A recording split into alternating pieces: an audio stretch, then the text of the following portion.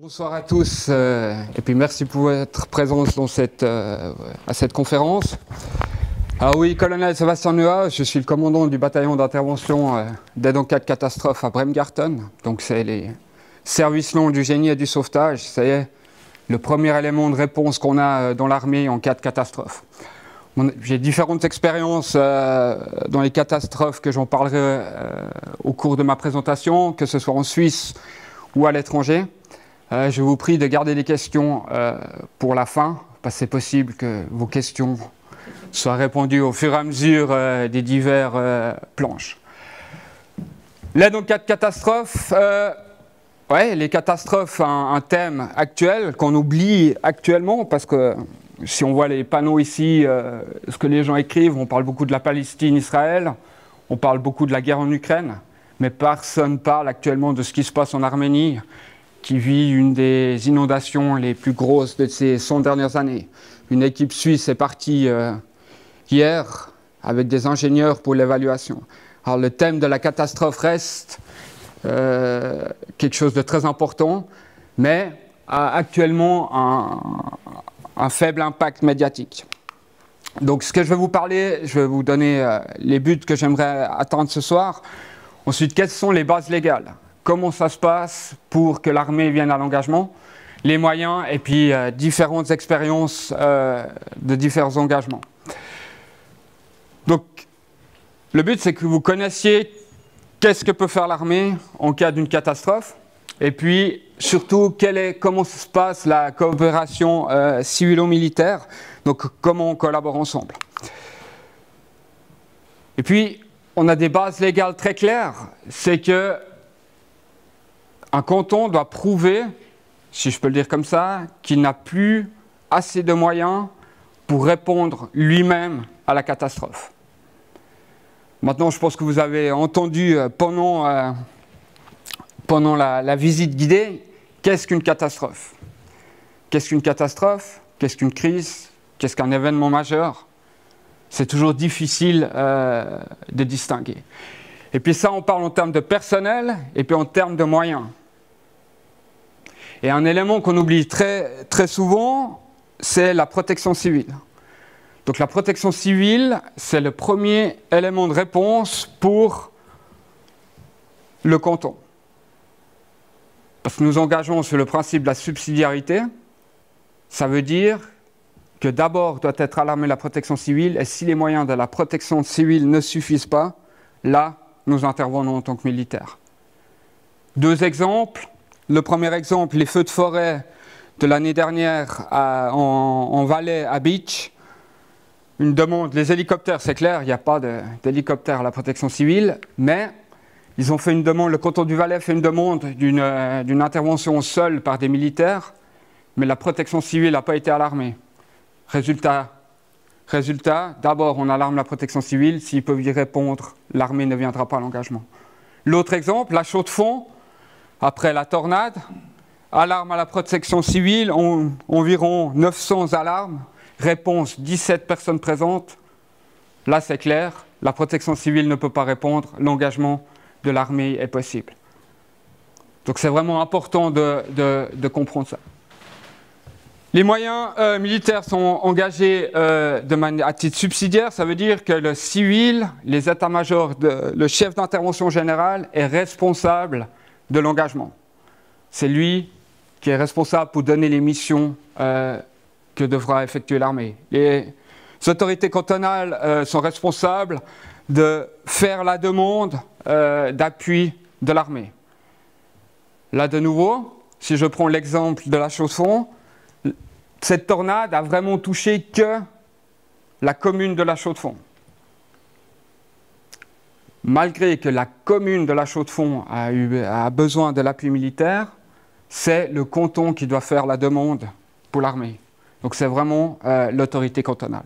Et puis c'est clair, quand on est sur place, la conduite des militaires sur place et puis de nos gens incombe les militaires. On a différents types d'appui.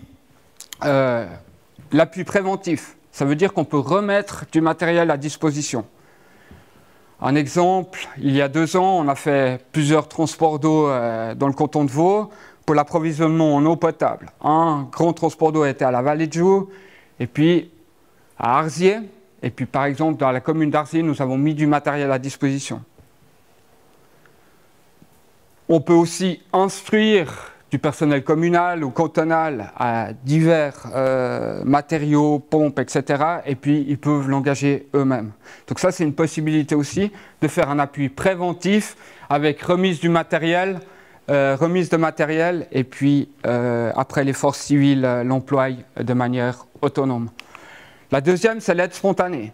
L'aide spontanée, n'importe quelle troupe peut le faire. Pas forcément des troupes spécialisées dans le sauvetage ou dans le génie. Ça veut dire qu'il se passe une catastrophe à Morges, j'ai de la troupe à Bière, ils peuvent venir aider avec les moyens qu'ils ont à disposition. Et ça, ils peuvent le décider eux-mêmes sans avoir l'autorisation de Berne, du commandement d'opération qui ordonne d'aller sur place. Donc ça, n'importe quelle troupe peut le faire. La seule prescription là, c'est que c'est limité dans le temps et puis dans l'espace. Ça veut dire que si je suis stationné à Bière, je ne vais pas aller faire de l'aide spontanée à Chafouz. Ça doit être dans des secteurs. La seule troupe qui ne peut pas faire d'aide spontanée, c'est le bataillon que je commande parce qu'on est la réserve de l'armée. Donc je ne peux pas me lier, moi, à un endroit si on a plusieurs catastrophes en même temps en Suisse. Mais autrement, pour toutes les troupes, c'est possible de faire cette fameuse aide spontanée. Et après, c'est l'aide militaire en cas de catastrophe normale. Après la demande du canton, on a la subsidiarité est donnée. Ça veut dire que tous les moyens sont vraiment engagés. Ils ne peuvent plus répondre eux-mêmes à la catastrophe. Et là, une troupe sera déterminée pour cet engagement. Donc, en premier temps, c'est les services longs qui vont partir. Et si on a un bataillon de génie ou de sauvetage en service, dans ce cas-là, un bataillon de génie et de sauvetage. Les moyens qu'on a encore pour l'aide en cas de catastrophe pure, dans l'armée, donc on a nos 4 divisions territoriales et puis chaque division territoriale a un bataillon de génie et un bataillon de sauvetage. Donc qui fait ses co-répétitions une fois par année pendant 4 semaines. Donc comme lors de l'introduction, j'étais jusqu'il y a 2 ans le commandant du bataillon de génie 2 qui est dans la division territoriale 1 et puis le bataillon de sauvetage 1 qui est aussi dans la division territoriale 1. En plus, ce qu'on a encore en plus, c'est qu'on a un bataillon de potonniers qui est dans une brigade mécanisée, donc ça c'est une composante génie. On a mon bataillon, donc le bataillon de service long qui couvre toute la partie sauvetage et génie. 2 bataillons NBC, c'est quelque chose aussi, tout ce qui est biologique, chimique, etc. C'est des éléments qui sont aussi très importants dans un cas de catastrophe. Donc 2 bataillons à disposition. Aussi une formation de service long pour réponse immédiate. Autrement, naturellement, toutes les autres troupes peuvent faire l'aide spontanée. Le grand avantage d'avoir une armée de milice, c'est qu'on a tous une fonction. On est soit sauveteur, on est soit génie, mais on a tous aussi appris quelque chose au civil, étudiant ou bien fait un apprentissage. Et si maintenant je prends l'exemple quand on est parti à l'intervention à La Chaux-de-Fonds, alors c'est clair que dans mon bataillon, j'ai des gens qui sont formés aux tronçonneuses. Mais un bûcheron est quand même beaucoup plus efficace que quelqu'un qui vient d'apprendre à utiliser une tronçonneuse. Alors qu'est-ce qu'on a fait? C'est qu'on a fait les premières reconnaissances, on a regardé la situation et puis on a fait la demande que tous les bûcherons en service, peu importe de quelle troupe ils viennent, me soient attribués. Et là, j'ai reçu une vingtaine de bûcherons supplémentaires dans mon bataillon, qui étaient peut-être transmission, qui étaient peut-être artilleurs, c'est égal, mais ce qui nous donne une plus grande efficacité. Et ça, c'est la grande force de notre milice, c'est qu'on peut profiter de ce que les gens ont appris aux civils. Et puis ça fonctionne très bien. On a toujours peur, oulala, mais jusqu'à qu'on fasse la demande à Berne et puis qu'on reçoive les moyens. J'ai fait la demande, le lendemain, ils étaient à La Chaux-de-Fonds et on commençait à travailler. Donc c'est quelque chose qui va très vite et puis on n'a pas besoin d'avoir toutes les signatures avant qu'ils soient là. On signera les papiers après, ce qui rend la chose efficace. Ce qui n'est pas dans tous les domaines comme ça. Hein. Comment ça se passe donc au niveau de la disponibilité de l'armée, comme je l'ai dit, c'est d'abord les pros et puis les services longs qui vont partir parce qu'on est toute l'année en service. Ensuite de ça, les bataillons qui sont en service. Et puis si ça ne suffit toujours pas, on a des bataillons à disponibilité élevée. Et puis ça, on peut les mobiliser en cas d'une grosse catastrophe. Et puis si ça ne suffit toujours pas, là on va partir dans une mobilisation générale. La mobilisation a été prouvée pendant le Covid que c'est quelque chose qui fonctionne et puis que les gens répondent en cas de catastrophe. J'aimerais quand même rapidement revenir, parce que ça c'est quand même très important, parce qu'on a toujours l'impression, quand on lit les journaux ou bien qu'on voit des images d'une catastrophe, pourquoi l'armée n'est pas encore là, pourquoi la protection civile n'est pas encore engagée. C'est vraiment ce principe de subsidiarité, c'est pour ça que chaque canton a son état-major cantonal de conduite, mais on a aussi un état-major de liaison cantonale. C'est un état-major militaire qui fait le lien avec l'état-major civil pour faire l'évaluation des demandes. Puis on peut faire une première évaluation et puis aussi aider à rédiger les demandes pour être sûr que ça passe et puis surtout qu'on puisse répondre aux demandes.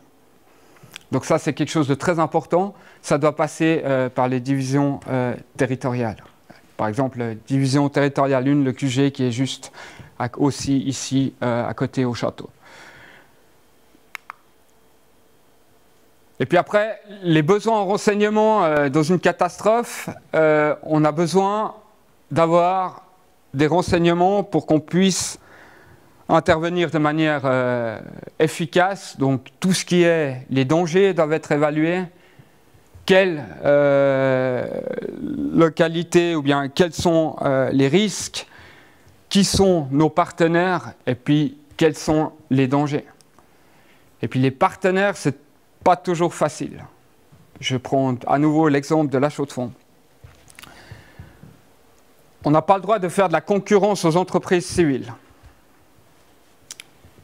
Si on prend la Chaux-de-Fonds, c'était plus de l'aide d'urgence. La tornade a passé, c'est par terre, c'est plus de l'aide d'urgence. Il n'y a plus de risque, entre guillemets, pour la population.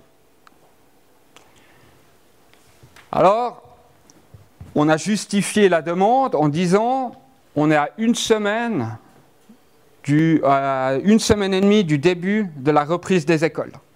Et puis là, on a pu justifier par exemple le danger, les parcs avec les arbres, etc., le danger pour les enfants. Et puis là, l'intervention a été, sans discuter, accordée. Maintenant, ce qu'on a fait aussi dans l'intervention de la Chaux-de-Fonds, c'est qu'on a contrôlé les toitures. Donc on avait une équipe de spécialistes de montagne qui allait détuiler les endroits dangereux. Et là, la grande spécialité, ceux qui connaissent la Chaux-de-Fonds, donc c'est construit comme New York mais en moins haut, hein, donc c'est à damier. On a intervenu que sur les toits où les tuiles menaçaient de tomber sur la voie publique. Parce que c'était un danger pour la population. Maintenant, si vous avez la malchance d'habiter dans un immeuble qui a un grand jardin et que la tuile tombe dans le jardin, on est dans le privé. Il n'y a pas de danger pour la population. Alors, dans chaque catastrophe, il y a un but. On n'a pas tous les mêmes buts. Hein. Certains, c'est d'aider la population le plus vite possible. Et puis d'autres, c'est de faire de l'argent. Il ne faut pas oublier toujours ça. Et c'est ce qui rend des fois, qui est assez complexe. J'étais le chef opération en Turquie au mois de février l'année dernière. Et puis quand on est arrivé sur place dans la ville où on a intervenu, on avait déjà les colonnes de machines de chantier qui attendaient pour le déblaiement. Alors, chaque catastrophe est aussi utilisée pour faire du profit. Ensuite, les défis qu'on a, c'est qu'on parle tous la même langue. Donc le militaire avec les civils, la population, etc. La sécurité sur site, qu'on connaisse les partenaires, les voies de communication, et puis de travailler avec les différents partenaires. Donc les moyens qu'on a à disposition, donc le bataillon d'aide en cas de catastrophe, donc mon bataillon, On couvre toute la partie aide militaire en Suisse, mais aussi l'aide militaire à l'étranger. Donc on a les moyens de la première heure pour tout ce qui est catastrophe, et puis la disponibilité que j'ai, les servitudes que j'ai de l'armée, c'est que je dois envoyer une section, donc c'est environ 35 hommes et femmes en 4 heures. Donc en 4 heures, ils doivent être prêts à partir de Bremgarten. Le reste en 6 heures. Et puis pendant le week-end, j'ai un système comme chez les sapeurs-pompiers, donc un système de e-alarme pour alarmer. Et puis là, j'ai 12 heures pour faire entrer les gens en service, puis partir en catastrophe. Donc on sera alarmé toujours par le commandement des opérations. Je reçois l'alarme chez moi ou chez mon commandant remplaçant, et après, en fonction des besoins, on décide quels moyens nous mettrons à disposition. Donc mon commandement, en fait, ce qui est important de retenir, c'est que j'ai les deux composantes. J'ai la composante sauvetage avec 2 sections, environ 70 personnes. C'est ceux qui vont s'occuper du sauvetage pur, transport d'eau, etc. Et puis j'ai 2 sections, environ 70 personnes aussi, dans le domaine du génie, soit pour tout ce qui est la construction de ponts ou bien le travail sur l'eau. Ensuite, bien sûr, j'ai une section logistique qui s'occupe de tout mon matériel, une section transport et engins, c'est tout ce qui est machines de chantier, véhicules spéciaux.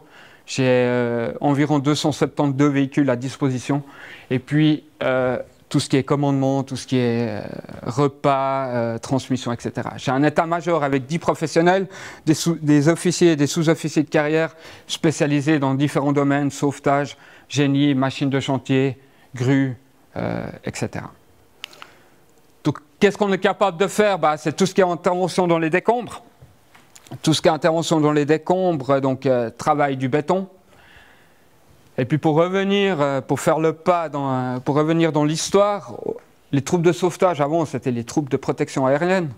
Donc en fait, tout ce matériel, on l'a acheté au départ, c'était pour intervenir après un bombardement. Et puis après, ça s'est transformé au cours du temps, vu que la menace n'était plus là. Et puis là, on est parti dans l'aide en cas de catastrophe, tremblement de terre, éboulement, etc. Puis maintenant, on est entre les deux. Depuis le départ en Ukraine, on doit être capable de faire les deux, soit dans un environnement non permissible après un bombardement, ou soit dans l'aide en cas de catastrophe. Tout ce qui est feu, donc des capacités avec protection respiratoire, canon à eau, bassin, grosse pompe, ça c'est tout le domaine feu. Le domaine transport d'eau, là c'est pour livrer une grande quantité d'eau sur des grandes distances, 4250 litres minute. Ça c'était le thème qui était très demandé lundi. Donc forte pluie, donc tout ce qui est domaine inondation, où on peut évacuer jusqu'à 50 000 litres minute avec des pompes à immersion. Ça c'est un thème. L'inondation, on voit que chaque canton a fait ses expériences. On a de moins en moins d'engagement militaire en cas d'inondation, parce qu'on voit que les cantons aussi se préparent de manière judicieuse et profitent, si je peux le dire comme ça, des expériences qu'ils ont faites. Donc pour l'instant, l'engagement militaire en cas d'inondation, on a de moins en moins, mais on a beaucoup plus dans le domaine des glissements de terrain et ce genre de choses. Maintenant, on a un tout nouveau phénomène, c'est la chaux de fond, la tornade, qui est jusqu'à présent le tard en 99, c'était quelque chose, mais la chaux de fond, ça faisait longtemps qu'on n'avait pas vu, ou bien on n'a même jamais vu quelque chose comme ça. Donc là, au niveau inondation, beaucoup moins d'engagement ces derniers temps.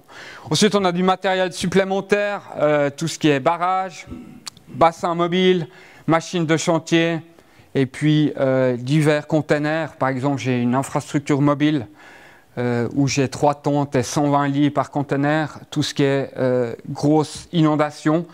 Les containers numéro 7, par exemple, j'ai des pompes à immersion de 10 000 litres minute. Ensuite, toute la composante génie avec différents systèmes de ponts, soit un pont d'appui ou soit ce pont Maybe qu'on a construit l'année dernière à Schwanden.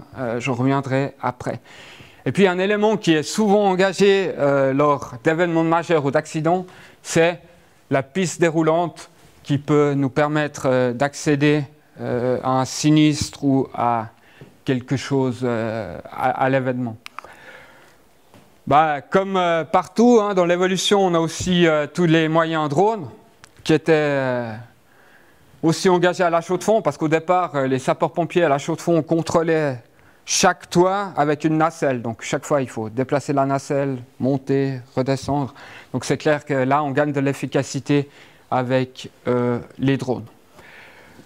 Dans les services longs du NBC, on a les possibilités, c'est surtout les mesures. Donc tout ce qui est mesures, laboratoire, en cas d'événements majeurs, ils travaillent en étroite collaboration naturellement avec le laboratoire à Spitz.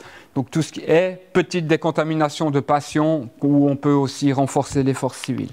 Ici en image, donc tout ce qui est détection, etc. Et ça, le char ici, c'est vraiment un laboratoire mobile où je peux prendre des échantillons, l'analyser directement dans le char et savoir ce que c'est. Alors oui, c'est un char blindé, mais dans un cas de catastrophe, peut être aussi utilisé. Puis le thème qui est juste ici, les restes de munitions. Donc ça aussi, on a aussi une formation de démineurs qu'on peut prendre avec en cas de catastrophe, suivant le type de catastrophe ou qu'est-ce qu'on retrouve. Par exemple, dans une grande inondation, la possibilité de retrouver des obus suivant dans quel secteur on se trouve est toujours là.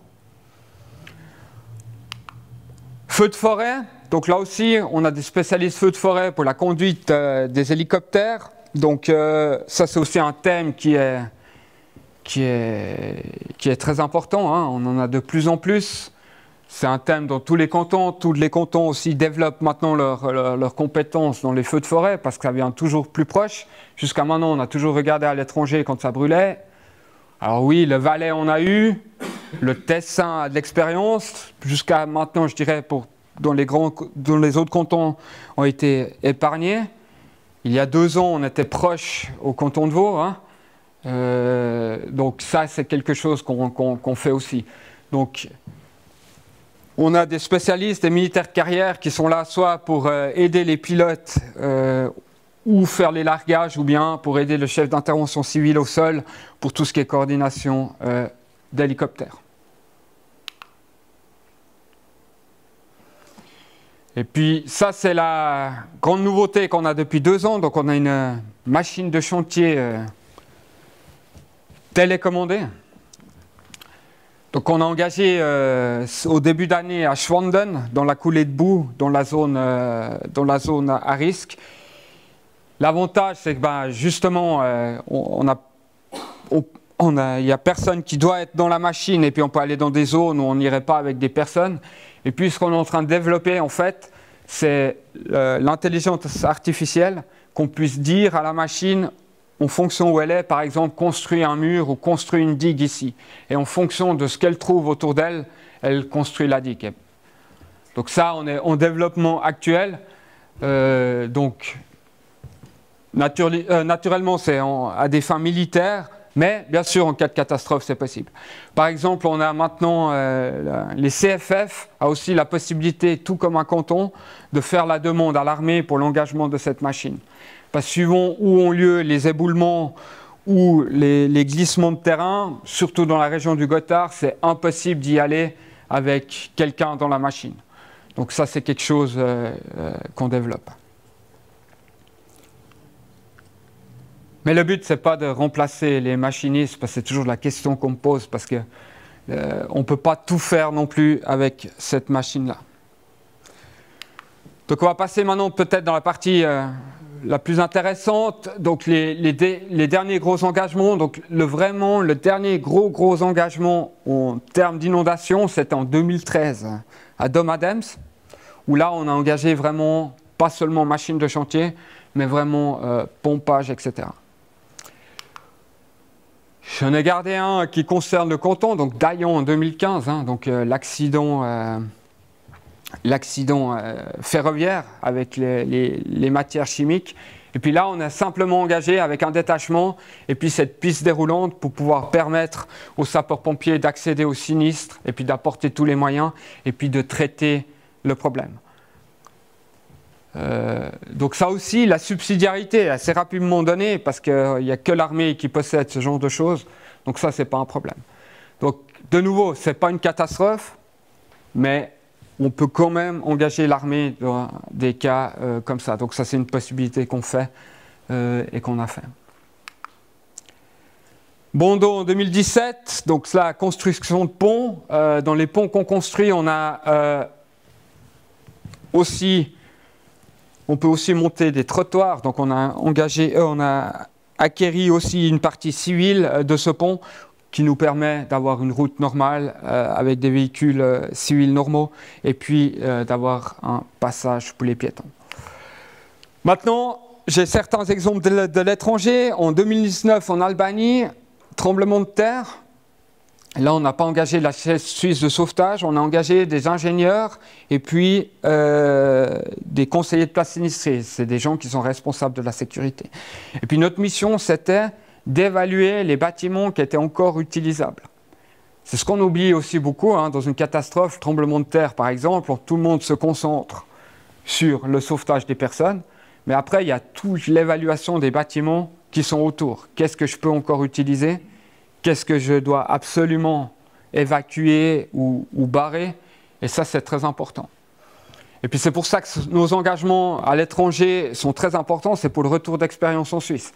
Parce que si ça tremble en Suisse, on aura exactement les mêmes problèmes qu'ailleurs. Et puis cette évaluation justement des bâtiments qui restent est très important. Surtout les structures publiques, pour que la commune, le canton puissent fonctionner, recommencer à fonctionner le plus vite possible. Liban, après l'explosion dans le port, là la même chose, notre mission était de faire l'évaluation des bâtiments. Et puis là c'est encore plus important, parce que là l'évaluation elle est plus compliquée, parce qu'on ne sait pas l'impact de l'explosion sur quel rayon. Donc ça, c'est aussi quelque chose de très important. Et là aussi, ce qu'on a fait, c'est on a envoyé des spécialistes déminage, parce qu'au départ, on ne savait pas qu'est-ce qui a explosé, et puis où ça a été. Un autre exemple, en Guinée équatoriale, où on a envoyé des spécialistes du domaine NBC, c'est l'explosion d'un magasin munitions. L'explosion d'un magasin munitions, là aussi, contrôler au niveau chimique, radioactif, est-ce qu'il y a des dangers? Et puis après, tout ce qui est déminage. On a aussi beaucoup de magasins munitions en Suisse, donc c'est quelque chose qui peut aussi nous arriver, ou qui est déjà arrivé dans l'histoire. Feu de forêt en Grèce en 2021. Ça, c'est un engagement intéressant. Donc, on est à l'échangeur à Loutepar. L'échangeur d'autoroute Loutepar. Donc, c'est là, soit on continue sur Zurich, ou soit on va en direction de Soleure et de Bienne. Ici, vous avez la station de pompage de l'échangeur. Donc, on avait des fortes pluies pendant 3 ou 4 jours, comme on l'a eu en début de cette semaine. Le problème, c'est que les pompes sont tombées en panne. Donc, le risque était que l'autoroute soit complètement inondée. Donc, fermer l'échangeur entre Bienne, Berne, Soleure. Donc, ce qu'on a fait, c'est qu'on a engagé nos pompes à immersion 10 000 litres minute jusqu'à que la livraison des pièces et que les nouvelles pompes arrivent. Donc, on a remplacé par des moyens. Alors, c'est aussi une possibilité. Là, de nouveau, est-ce que c'est une catastrophe, un événement majeur? Mais aussi une possibilité d'engagement qu'on a et qu'on a dû faire. Divers feux de forêt, Tessin 2022, Grison 2022. Ensuite, l'engagement, notre dernier engagement dans le canton de Vaud, donc à la vallée de Joux, 9 km de transport d'eau pour alimenter l'eau potable. Alors on ne peut pas transporter de l'eau potable nous-mêmes, on doit avoir une station qui fait après l'épuration. Mais là, 9 km de transport d'eau. Et puis le deuxième engagement qu'on a fait en même temps, c'était à Arzier. Mais là, comme je l'ai dit, on a mis du matériel à disposition, à disposition de la commune. Alors on a monté ce transport d'eau de 7 km et demi. Et puis après, on a instruit le personnel de la voirie comment exploiter le système. C'est-à-dire l'exploitation, comment ça fonctionne avec les pompes, etc. Et après, on a remis tout le dispositif aux civils. Qui aurait pensé qu'on devrait faire un transport d'eau en Suisse pour de l'eau potable?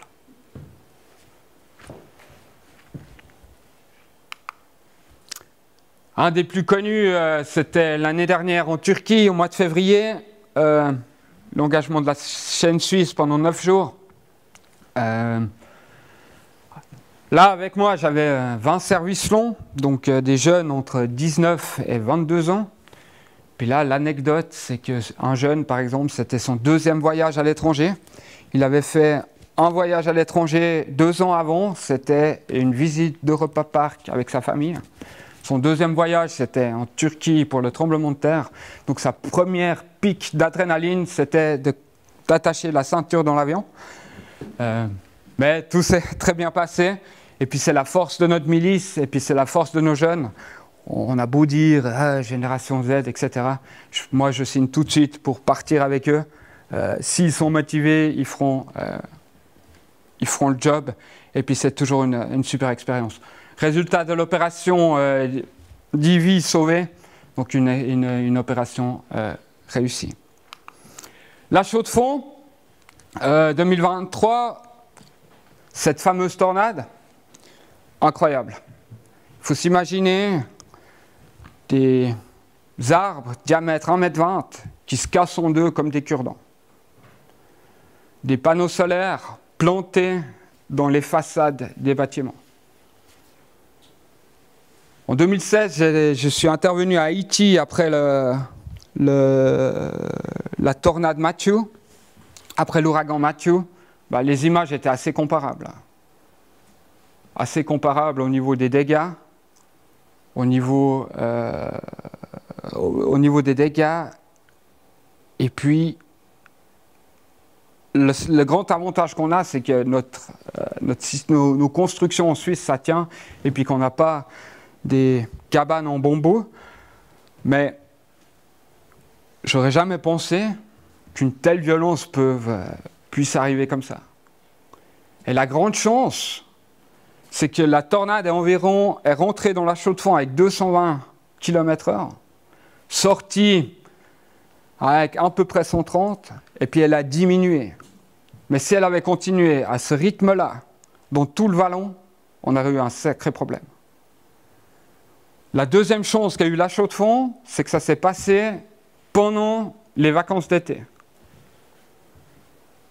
Que toute l'horlogerie était en vacances, et puis surtout, c'était les vacances scolaires. La tornade a passé à 11h30 le matin. Donc on était pile à la sortie des écoles. Donc, ce que je peux dire, c'est que 1 mort, 40 blessés, ils ont eu beaucoup de chance. Ils ont beaucoup de chance. Mais qu'on ait un phénomène climatique comme celui-ci, qui vient de rien, qui l'aurait prédit? Ah oui, on a eu l'Otard en 99, mais aussi fort, aussi local. Donc c'est quelque chose qui est quand même assez impressionnant. Notre mission était justement le développement des parcs, de tout faire pour que les écoliers et les jeunes puissent recommencer l'école dans une situation plus ou moins bonne, parce que les images étaient terribles. Quand on rentre de vacances, beaucoup ont dû rentrer de vacances parce qu'ils ont reçu leur coup de téléphone d'un arbre au milieu du garage. Donc ça, c'était notre mission principale. Et là, comme je l'ai dit, la force de notre milice, j'ai reçu 20 forestiers et bûcherons en plus pour avoir vraiment les compétences nécessaires pour être efficace et puis aller le plus vite possible. La deuxième mission, c'était justement le contrôle des toits. Donc, et puis d'assurer les toits avec les tuiles qui pourraient tomber sur la voie publique et pas dans un jardin privé. 2023, on les a collectionnés. Ensuite, on a eu ce fameux coulée, cette fameuse coulée éboulement à Schwanden. Et là, on a construit ce pont de 60 mètres, ce pont qui permet maintenant de relier les deux côtés, les deux rives de la Sernf, et puis surtout qui va aider à faire toute l'évacuation. Actuellement, l'évacuation n'est pas possible parce que ça bouge encore. On a engagé dans la zone dangereuse une machine de chantier, justement la machine de chantier télécommandée ici parce qu'il y avait le problème, par forte pluie, l'eau n'allait plus dans la Sernf, donc dans la rivière, mais se répartissait dans le reste du village. Donc là, on a fait une tranchée et puis on a établi une conduite pour que l'eau puisse de nouveau se répartir dans la Sernf. Des engagements compliqués parce que les gens qui ont été évacués ne comprennent pas pourquoi ils ne peuvent pas retourner. Donc ça aussi, toujours une pression. Et puis après, les grandes discussions au point de vue par exemple des assurances. Si votre bâtiment est endommagé, vous recevez quelque chose de l'assurance. Si vous êtes évacué mais votre bâtiment est encore debout, pas endommagé, donc l'assurance ne rentre pas en cause. Donc toute cette pression, après, on doit travailler dans cet environnement-là. Donc ça aussi. Selon moi, ça c'est quelque chose qui va de plus en plus arriver. Hein. Cette semaine, après les intempéries de lundi-mardi, donc la route du Hirtshals, hein, dans le canton de Luzern, était fermée, éboulement. Donc on a de plus en plus ces phénomènes de déplacement des terres, donc qui peut être un grand danger.